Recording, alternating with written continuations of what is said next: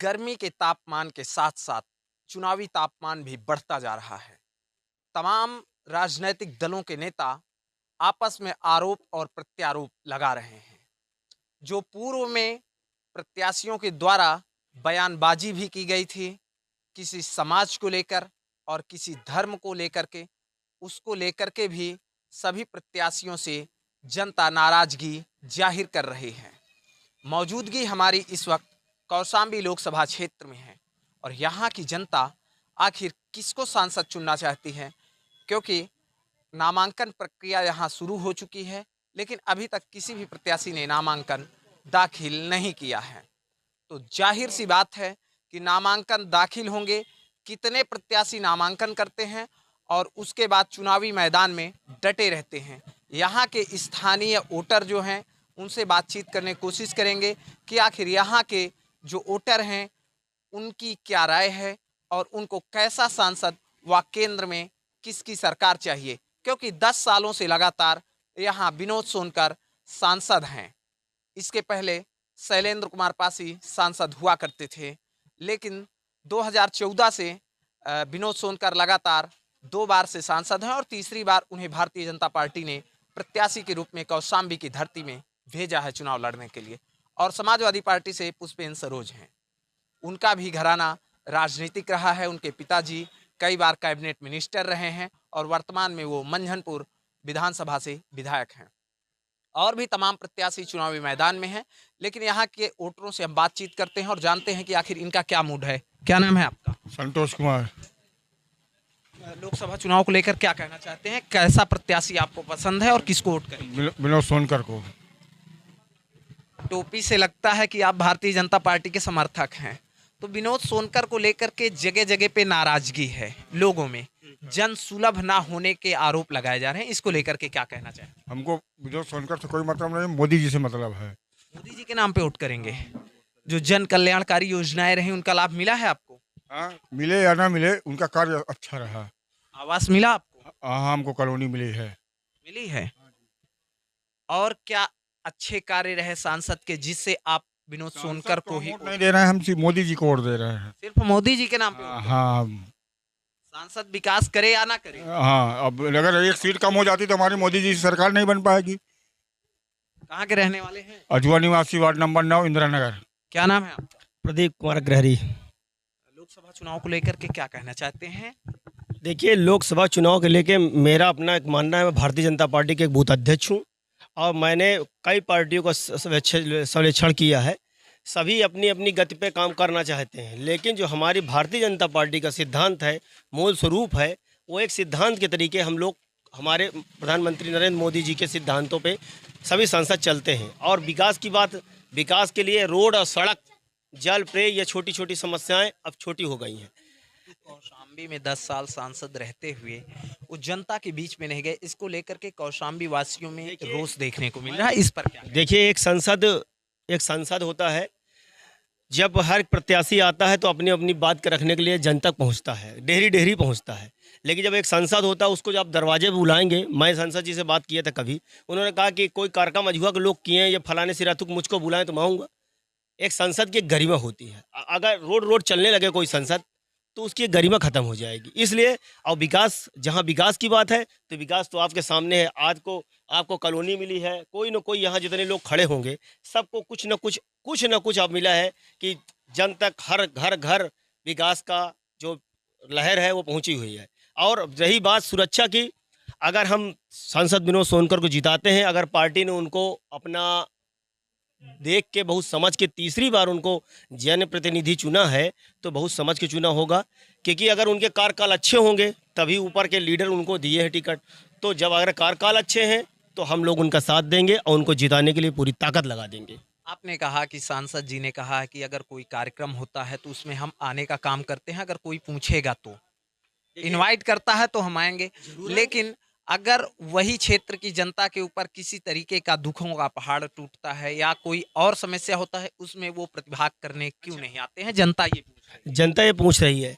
अब यहाँ पर कोई घटना हो जाए, सब विनोद सोनकर जाएंगे तो मीडिया बताए, तो जब हम अपनी बात रखेंगे, कोई चीज़ कहेंगे, तब सामने वाला जानेगा।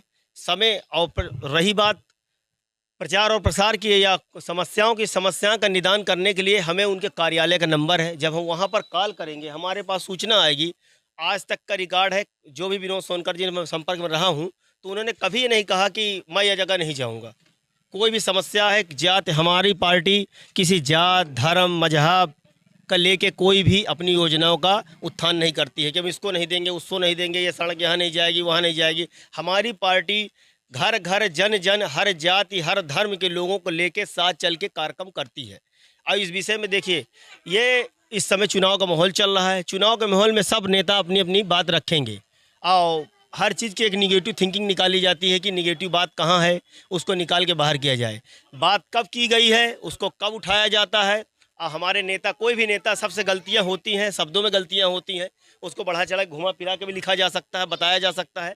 इसलिए उसको छोटी छोटी, हमें छोटी बात को लेके हमें नहीं ध्यान देना है। हमें विकास का मुद्दा लेके, मैं सबसे अनुरोध करता हूं कि विकास का मुद्दा लेके हमको नरेंद्र जी के हाथों को मजबूत करना है और 400 पार करके जो भी छूटी हुई अभी चीज़ें हैं जो देश के विकास के लिए काम आएंगी, विश्व गुरु बनाने के लिए हम लोग नरेंद्र मोदी को इस बार फिर 400 पार करके दिखाएंगे। और अखिलेश यादव ने कहा है कि प्रदेश की 80 सीटें हम जीत रहे हैं, सिर्फ एक सीट पे संघर्ष है। तो वो कौन सी सीट हो सकती है? देखिए, सीटें तो बहुत हैं। सीट तो मैनपुरी की भी हो सकती है, सीट तो कौशाम्बी की हो सकती है, ये इसमें कोई वो नहीं है। लेकिन युद्ध तो मैदान में जब जाया जाता है तो किसी को कमज़ोर नहीं समझते हैं, अन्ना सब कमज़ोर समझना चाहिए। अपने हम लोग पूरी ताकत लगा के पूरी ताकत लगा के अपनी बात को रखेंगे। जन तक समस्याओं का निदान करने के लिए अभी पहुंचेंगे। हमारी पूरी बूथ कमेटी है जो कार्य कर रही है और विनोद सोनकर जो कि जिताने के लिए हम लोग लगे हुए हैं। इसमें कोई कौर कसर नहीं है और सभी लोग जानते हैं कि राम मुद्दा हो। बहुत पार्टियों ने वादा किया है लेकिन वादा निभाया नहीं। हमारी पार्टी ने वादा जो करती है उसको करके, निभा के करके दिखा देती है, जिसको कहते हैं ज़मीनी कार्य। और हर अच्छी पार्टियां कहती हैं कि राम मंदिर बना देने से युवाओं को रोजगार नहीं मिल जाएगा। ठीक है, विपक्षी पार्टियां कहती हैं राम, अभी तक विपक्षी पार्टी जो भी थी उन्होंने क्या, मतलब बहुत ज़्यादा, अभी हमारे जो विपक्ष पूर्व संसद है, मेरी उम्र कम है, इसके पहले जो पूर्व संसद थे उन्होंने क्या नौकरियां का लाइन लगा दिया था, क्या नौकरियां बांट दिया था क्या? बिल्कुल कि लीजिए आपको नौकरी, लीजिए आपको नौकरी। नौकरियां तो वही हिसाब से मिलती है जिसकी जो उस लायक होगा, उस कार्य के योग्य होगा, उसी को नौकरी मिलेगी ना। आज भ्रष्टाचार के जिस तरह पुराने ज़माने में भ्रष्टाचार हुआ करता था, आज से 10, 20, 15 साल पहले, 2014 से पहले, आज तो भ्रष्टाचार नहीं। जो अगर लड़का शिक्षित है तो ऑटोमेटिक उसको नौकरी मिल गई है।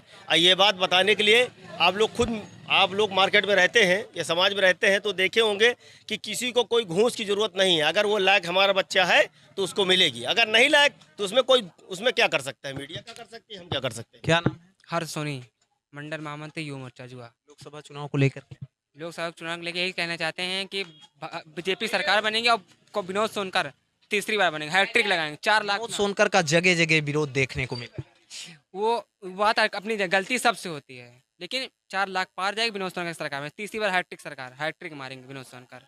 4 लाख पार वोट मिलेगी। 4 लाख पार। पिछली बार सिर्फ 38,000 वोटों से लगभग जीत कर सदन में गए थे, तो इस बार आप 4 लाख पार कह रहे हैं। 4 लाख पार। कितना आश्वस्त हैं विरोध होने के बाद? क्योंकि साफ दिखाई दे रहा है उनके टक्कर में कोई नहीं है। और वो तो समाजवादी पार्टी पुष्पेंद्र सरोज जो है उनके टक्कर नहीं ले सकती, क्योंकि वो नए प्रत्याशी हैं, उनके दमदार नहीं, वो 3 बार हैट्रिक नेता हैं, इसलिए वो 4 लाख पार आपकी जाएगी सरकार। कौशाम्बी का विकास हुआ है? कौशाम्बी विकास भरपूर मात्रा में हुआ है। युवा हैं, आपको रोजगार चाहिए और युवा प्रत्याशी समाजवादी पार्टी ने बना करके भेजा है मैदान में, आपको उनका समर्थन करने से क्यों परहेज है? नहीं, सरकार बीजेपी सरकार अच्छी है ना, तो उनका समर्थन क्यों करें हम? पढ़े लिखे हैं तो तभी नौकरी मिलेगी, ऐसे थोड़ी ना। तो लंदन से पढ़ के आए तो उनको लंदन से पढ़ के आने से क्या मतलब? हमको वो थोड़ी ना नौकरी दे, सरकार ऊपर बनी हुई तो नौकरी देगी हमको। बीजेपी सरकार अच्छी सरकार है। तो यहाँ के जो स्थानीय वोटर हैं और पार्टी के कार्यकर्ता हैं भारतीय जनता पार्टी के, उनका साफ तौर पे कहना है कि प्रदेश में 80 की 80 सीटें जीतेंगे और देश में 400 पार करेंगे और इस बार फिर से प्रधानमंत्री नरेंद्र मोदी के नेतृत्व में सरकार बनाएंगे और कौशाम्बी से विनोद सोनकर को जीताएंगे। और भाजपा के नेतृत्व में जनपद कौशाम्बी में विकास हुआ है और पूरे देश में विकास की गंगा बही है। TV7 भारत के लिए कौशाम्बी से गजेंद्र कुमार मिश्र।